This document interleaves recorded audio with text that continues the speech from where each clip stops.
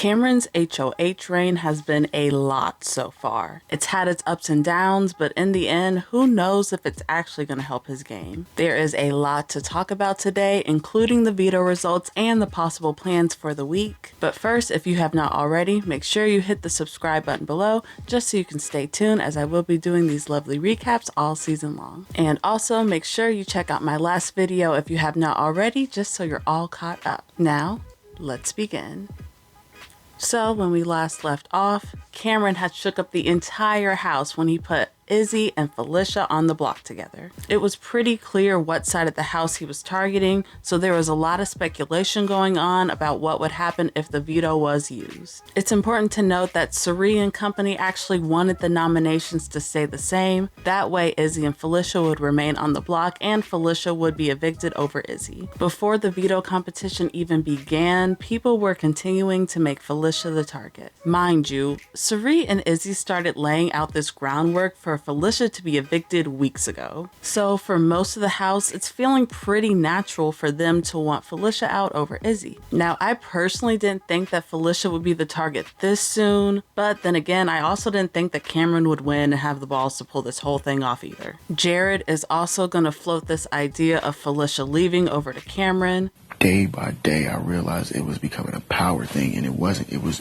moving out from, yo, like, you my boy, you my son, and this is what we could do, to, yo, you my son, so this what the fuck you gonna do? And that's why I was just like, all right, I'm starting to notice the fucking pattern here. Which may end up being effective since these two have gotten a lot closer the past couple days. Jared is definitely Cameron's biggest blind spot in this game. Remember, Cameron thinks that Jared was blindsided with that red belt along with him, so he's slowly but surely becoming Cameron's #1 in the house, even though Jared just put Cameron and Red on the block together. Well, when they come up here, Izzy is all, hey man, we can work this out, work forward, I love you. Really? Get the fuck. Cirie, Cam, I love you. What you want to do? Well, what I want to do is tell you to shut up right now. But how about we just play veto? How about we just get the veto right? Yeah. I don't think Jared's gonna take too kindly to you telling his mama to shut up. So the house guests are gonna go off to play the veto, and this one was one of those luxury comps where some people got prizes, some people get punishments, but in the end, when the feeds come back on, we see that Jared has won the power of veto, which is great for him and his mom, but it's gonna mean bad news for Felicia in particular. There's a good chance that Cirie is gonna go up on the block if one of the nominees come off, so it's highly unlikely that Jared's gonna use it. This means that Izzy and Felicia are gonna remain on the block together, and as far as the votes are looking right now, Felicia would be the one to be evicted. To me, I'm done. Like, unfortunately. Have you talked? Or do you know? Are you gonna keep it? Yeah, you talk to him? I'm the same, bro.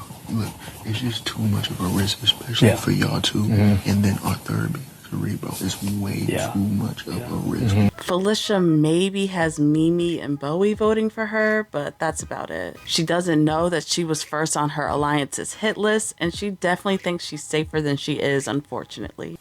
And I knew that I could win the vote. I would tell them no music. Yeah. Well, you got 4 who would be 5 men. These ain't men with men. Jack told me I was safe, and I would say, listen, I don't want to put anybody else in jeopardy. If you guys will promise me you're going to keep me in the house, you don't need to use that way. Nobody else is in danger. Meanwhile, Cameron is super excited that Jared won. Remember, Jared is his biggest blind spot in the game, and Cameron thinks that him and Jared are besties right now. So Cameron's gonna feel comfortable enough to let Jared in on his master plan. Make it be known somehow in your beautiful ways that you're going to keep the nominations the same. That's step 1. Step 2, take her ass down. We take Felicia off of the block. Step 3, I put Cirie next to Izzy. Okay, that makes sense. Yeah, that obviously ain't happening. Jared's gonna push back against this, obviously, but he doesn't really do a good job of the whole thing. Jared's ultimate goal should be to leave nominations the same, which Cameron is okay with doing, but Jared's just gonna start pushing for random people to go up on the block instead. He's mainly gonna throw Cory and America under the bus and push for them to go up on the block. Side note, Jared has been feuding with Cory a lot recently. Jared, I'm just trying to talk to you, man, and I feel like I'm being fucking lectured. And I feel like there's a lot. And I know Izzy feels the same way a lot. Like, I'm just trying to talk, man. And I'm not trying to... You just said I'm trying to talk, but you feel like you're being lectured. Does that not make sense? No, it doesn't. You just said you're trying to talk about this, but you feel like you're being Yes, lectured. because I'm talking to you and you're talking at me. They are very different people and very different players. Some of it's game, but some of it is personal. But overall, it seems to mainly stem from Jared not really liking or trusting America that much. Like, I don't want y'all getting 75K. Like, at this point, it's becoming personal for me. Like, I'd rather come in second, or if I was to win, I'd rather somebody else come in fucking second any day before those two, bro. Because it's just like, bro, like, at this point, y'all don't deserve that shit, bro. Like, we've been doing all y'all work, and y'all sit so fucking comfortable. Yeah, I think Jared's definitely doing the most with this one, and it might come back to bite him. In his conversation with Cameron, he's also going to push pretty hard for Jag to maybe go up on the block, and at some point he even mentions Matt too. There's even this really frustrating moment where Cameron is about to suggest just keeping the noms the same, which again is what Jared wants to happen, but instead of just letting the conversation flow, Jared just cuts him off and interrupts him and keeps trying to push for Jag. Tell you what, then. Cool, bro. Partner. Cool. Here's our move. We don't drop any more grenades. I don't know. I want to entertain the Jag situation. Because that's still somebody I want to get out. Like, Jared, dude, you just had Cameron in the palm of your hand, but then you just let him go. Jared just gives Cameron so much ammo to use against him in this conversation.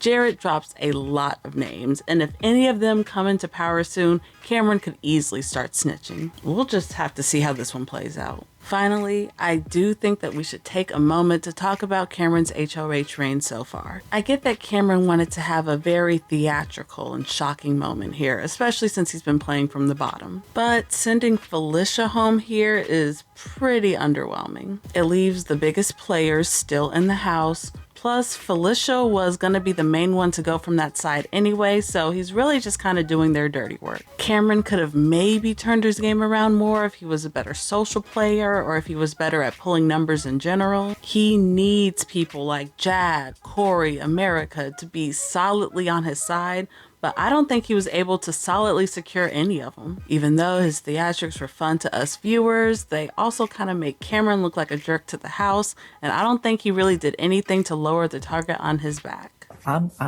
in mayhem mode this week because I want to have fucking fun. So I want Izzy to be against Cirie today.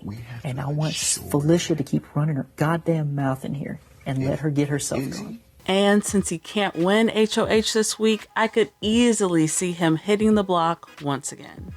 So of course, I want to know, what do you all think of Cameron's HOH week so far? Is he setting himself up for success or failure down the road? Let me know in the comments below. This week may seem set in stone, but I don't think it's going to be a dull one. There is still ample opportunity for information to get spilled everywhere, and I am so excited for it. Of course, I'll be back to update you all if anything else big changes, but until next time, peace.